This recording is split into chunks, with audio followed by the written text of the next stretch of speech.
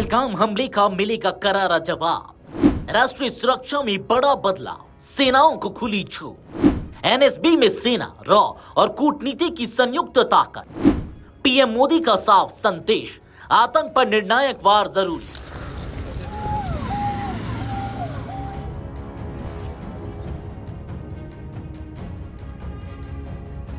दक्षिण कश्मीर के पहलगाम में हाल ही में हुए आतंकवादी हमले ने पूरे देश को झकझोर दिया है।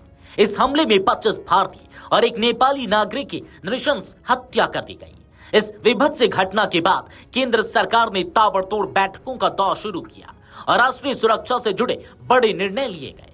सबसे अहम फैसला राष्ट्रीय सुरक्षा सलाहकार बोर्ड एनएसएबी के पुनर्गठन को लेकर सामने आया, जिसमें पहली बार तीनों सेनाओं के सेनानिवृत्त वरिष्ठ अधिकारियों को शामिल किया गया है। साथ ही प्रधानमंत्री नरेंद्र मोदी ने सेना को खुली छूट देकर आतंक के खिलाफ निर्णायक कार्रवाई का संकेत दे दिया है। केंद्र सरकार ने राष्ट्रीय सुरक्षा की रणनीतियों को मजबूत करने के लिए राष्ट्रीय सुरक्षा सलाहकार बोर्ड एनएसएबी का पुनर्गठन किया है। इस बार 7 सदस्यीय बोर्ड में सैन्य और खुफिया सेवाओं के दिग्गजों को शामिल किया गया है। पूर्व रॉ प्रमुख आलोक जोशी को बोर्ड का अध्यक्ष नियुक्त किया गया है। उनके साथ तीनों सेनाओं से सेवानिवृत्त अधिकारी भी अब बोर्ड का हिस्सा है। पूर्व पश्चिमी air commander air marshal PM Sinha, पूर्व दक्षिणी सेना कमांडर लेफ्टिनेंट जनरल एके सिंह, नौसेना के रियल एडमिरल मोंटी खन्ना। इसके अलावा भारतीय पुलिस सेवा से सेवानिवृत्त राजीव रंजन वर्मा और मनमोहन सिंह तथा विदेश सेवा से सेवानिवृत्त वी वेंकटेश वर्मा भी बोर्ड का हिस्सा बनाए गए हैं। यह पहली बार है जब बोर्ड में सैन्य संतुलन के साथ साथ खुफिया और कूटनीतिक दृष्टिकोण का भी समावेश किया गया है। हमले के ठीक बाद प्रधानमंत्री नरेंद्र मोदी ने सुरक्षा पर कैबिनेट समिति सीसीएस की एक और आपात बैठक बुलाई।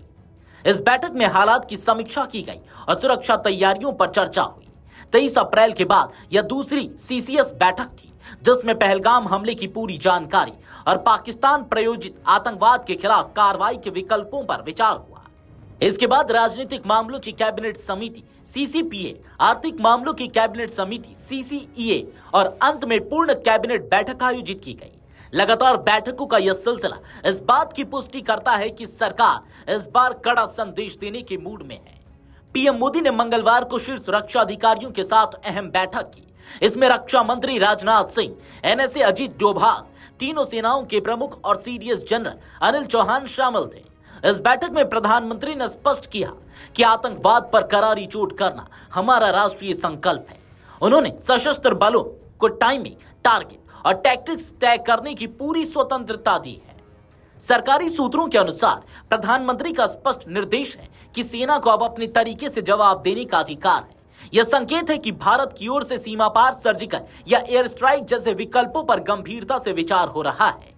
21 अप्रैल को जम्मू कश्मीर के पर्यटन स्थल पहलगाम के बायसरन इलाके में आतंकवादियों ने विदेशी और भारतीय पर्यटकों पर अंधाधुंध गोलियां बरसा दी। इस हमले में 25 भारतीय और एक नेपाली नागरिक की मौत हो गई, जबकि कई अन्य घायल हुए। यह हमला तब हुआ जब देश में लोकसभा चुनावों के पहले चरण का मतदान हो चुका था और जम्मू कश्मीर में सामान्य स्थिति की बहाली के प्रयास जारी थे।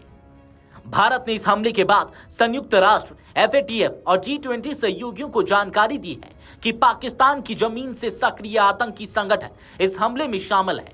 विदेश मंत्रालय लगातार कूटनीतिक स्तर पर पाकिस्तान को बेनकाब करने में जुटा है।